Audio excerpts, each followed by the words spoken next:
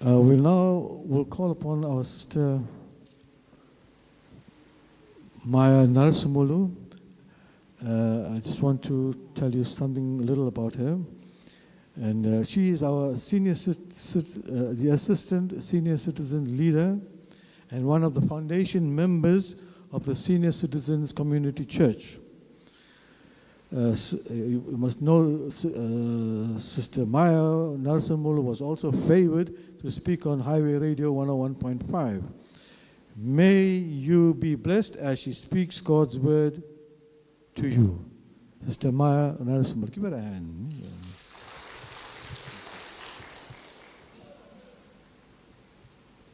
Pastor will come after you.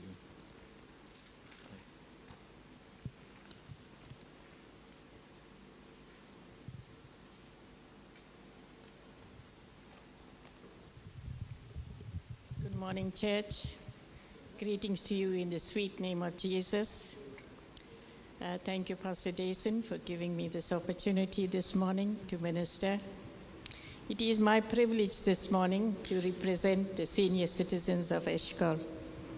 My scripture reading is taken from Psalm 71, verse 18. Now also, when I am old and gray-headed, O God, forsake me not until I have shown thy strength unto this generation and thy power to everyone that is to come. The title of my message this morning is The Life, Times, and Challenges of the Old and the Young People in the Bible. We're going to go maybe about 5 people that I'm going to talk about, and time is gone. Okay, we will continue. People multiplied on the face of the earth, and so did sin and ungodliness. People turned their backs on God and worldly pleasures took them far away from God. The people's behavior grieved God's heart. God wanted to have a relationship with man. God repented that he created man.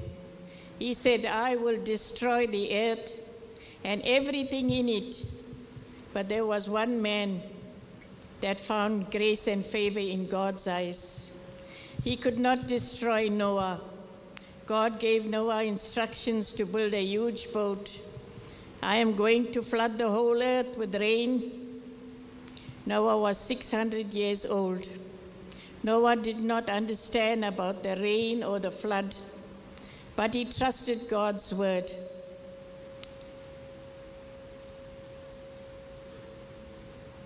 People only knew that a vapor would wet the ground.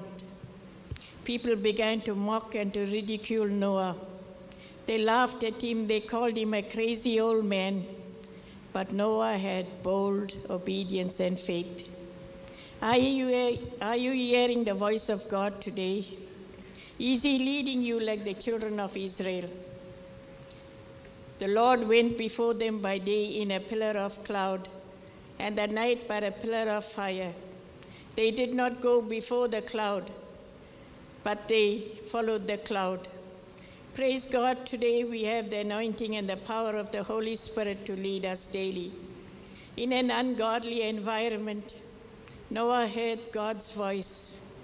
Jesus said, my sheep hear my voice and they follow me. God reminds us in Romans 6:3, the wages of sin is death, but the gift of God is eternal life through Jesus Christ our Lord. Jeremiah was a crying prophet. The Lord spoke to him, to Jeremiah, and said, before I spoke to you, before I knew you, and before you were born, I sanctified and ordained you to be a prophet.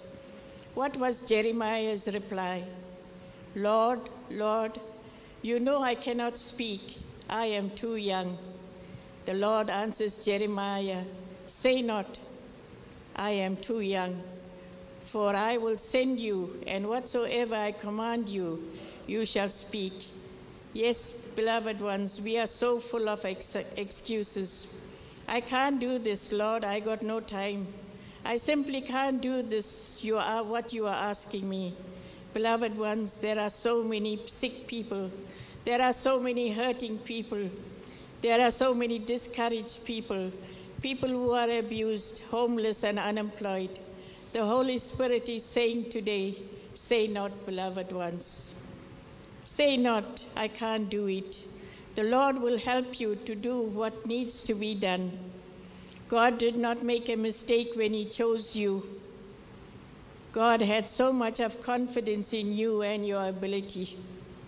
Philippians 4:13 says, I can do all things through Christ who strengthens me.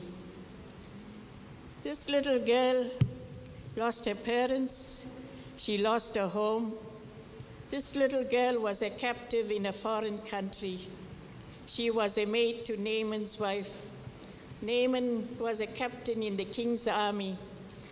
This mighty man of valor had a weakness. He had leprosy. Although this maid was in captivity, she had a kind and a compassionate spirit. Being in captivity, she could have been filled with anger, hatred, and bitterness. But she was so different. She had the love of God in her. She said to her mistress, there is a prophet in Samaria that can heal her master. The prophet was Elisha. Elisha told Naaman to dip 7 times in the river Jordan to get his healing. He was proud and would not listen, but when he humbled himself, he got his healing. This little girl had a godly parents to influence her. Naaman got his healing through this little girl who was led by the Holy Spirit. God's word says, love your enemies and do good to them. Bless them that curse you and pray for them that despitefully use you. There was a famine in the land of Bethlehem. Bethlehem is called the house of bread. Afraid to face tough times and testing, Elimelech took his wife Naomi, his 2 sons, Mahlon and Chilion, and moved to Moab. They left the house of bread and moved to Moab. They left the accursed country. The boys married women of Moab. Elimelech was the first to die, and his 2 sons died. Naomi and her 2 daughter-in-laws became widows. 10 long years passed. The fire that was in Naomi's heart was not completely put out. She heard that the Lord was blessing the people in Bethlehem. She decided to return to her homeland. She knew that she was going to face humiliation and torment. People were going to mock her and gossip about her, but God gave her a determination and courage. Orpah doubted and stayed back, but Ruth refused to leave her mother-in-law. Ruth said, I will accept your people. Or where you go, I will go, and your God will be my God. God had a plan and a purpose for Ruth. Ruth was a young woman, and she was willing to take this dangerous journey with Naomi and to take care of her. Ruth knew nothing. Ruth knew that she had nothing, no money, no home, no food. But she was willing to give up everything in Moab and to follow Naomi. God's timing was perfect. He brought them at the beginning of the barley harvest. Deuteronomy 24:19 reminds us of the law in the Old Testament, that we should, when we are harvesting, to leave some wheat in the field for the stranger, for the fatherless, the widows, so that the Lord will bless in all the works of their hands. Naomi overcame her challenges. She humbled herself before the Lord, and he exalted her. God saw Ruth's heart and commitment and blessed her with a godly husband, home, and prosperity. Today we just want to see the 3 Hebrew boys. The teenagers were in captivity in Babylon.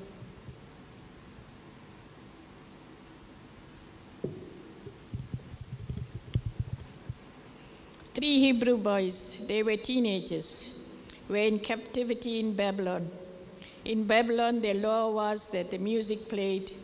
Everyone was to bow down to the golden idol of the king. But the boys refused to bow down to the king. The king was furious when he heard this.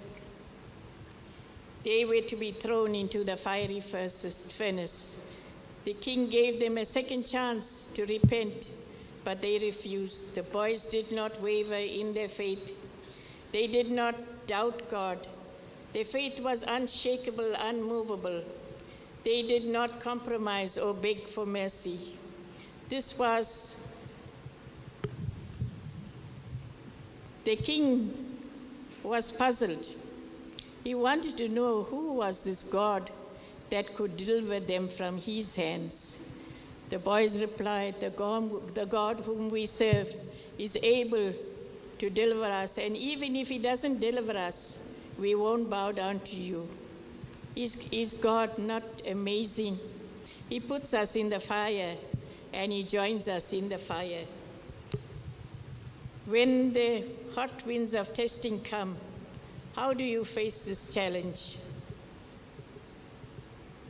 Do your roots go deep down into God's word? Are you trusting God in the time of trouble? The Hebrew boys came out the servants of the Most High God. Only the cords were burnt. And when you have the right attitude, people will see the hand of God. Don't forget to give God praise and worship in the fire. Don't change the situation. Let the situation change you. The psalmist David said, "Surely goodness and mercy shall follow me all the days of my life, and I will dwell in the house of the Lord." I have lived long enough to know that there is no condemnation in Jesus Christ. There is only love and compassion for us. Maybe you have messed up, or maybe you have made mistakes, or maybe you have made wrong choices, or maybe you have hit rock bottom. I want to remind you that God is a God of second chances. In the book of Psalms, he tells us that as far as the east is to the west, he throws our sins away and remembers them no more. When Jesus hung on the cross, he said, "Father, forgive them, for they don't know what they are doing." After 10 long years, Naomi came back, humbled herself before God, and God blessed her. Samson married the wrong woman. She betrayed him to the enemy. They cut his hair, and he lost his strength. And they gouged his eyes out, and they put him in the arena to have fun and games. Samson cried, "Lord, help me one more time." God gave him his strength, and he brought the pillars of the arena down, and all his enemies were destroyed. Rahab was a harlot. God gave her a second chance when she hid the spies, and God transformed her life, and she and her family were saved from death. Job hit rock bottom when the enemy robbed him of his family and all his wealth. He was plagued with boils from head to toe. His wife couldn't bear to see him suffering. She said, "Curse God and die." But Job arose, worshipped, and said, "Blessed be the name of the Lord." To reach our potential, we will have to go through testing. It is a painful time, but it's God's refining process for us. The Bible says, "Many are the afflictions of the righteous, but the Lord delivers us from all of them." The latter end of Job's life was blessed more than the beginning, and he lived for 140 years after his testing. God told Jonah to preach to the people of Nineveh, but Jonah didn't listen. He ran away. Jonah was disobedient to God. He ran away and got onto a ship to Tarshish. God sent a great wind and storm, and Jonah was thrown overboard. God prepared a great fish to swallow Jonah. Jonah was in the fish's belly for 3 days and 3 nights. And Jonah prayed and said, "God, I will make a sacrifice of thanksgiving. Truly, salvation is of the Lord." The Lord told Jonah the second time to go and preach to Nineveh so that the great city and the wickedness has come up to him. Jonah went and preached to Nineveh, and they repented and were saved. God's mercy is from everlasting to everlasting. God is no respecter of persons. We are all equal in his sight. It is not God's will that any should perish, but that all should come to repentance. God loves us, and our names are written in the palm of his hand. My life is a testimony. I have been through testing times. I have been through challenges. I have been through times of unbearable pain and torment, but God saw me through. Jesus Christ was my rock, my shield, and my shelter. He promised us peace for problems. My peace I give to you, not as the world gives, but my peace passes all understanding. Our problem today is we got no patience. The problems today is we got no patience. We want a quick fix. The senior citizens of today are strong spiritually because they endured hardships and challenges. They never gave up. Breakthrough will only come when you have faith to wait upon the Lord. Those that wait upon the Lord will rise up like eagles, high above the storms of life. His favor is not for a season, but for a lifetime. God's blessings are unlimited. Put faith and trust and hope in him today. God never fails.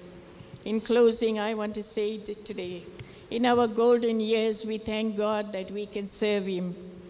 In our golden years, we thank God that he has brought us so far. In our golden years, we thank God for the power and the strength and the ability he has given us to lift up the banner of Jesus Christ, our Lord, our Savior and Redeemer. Amen. Amen.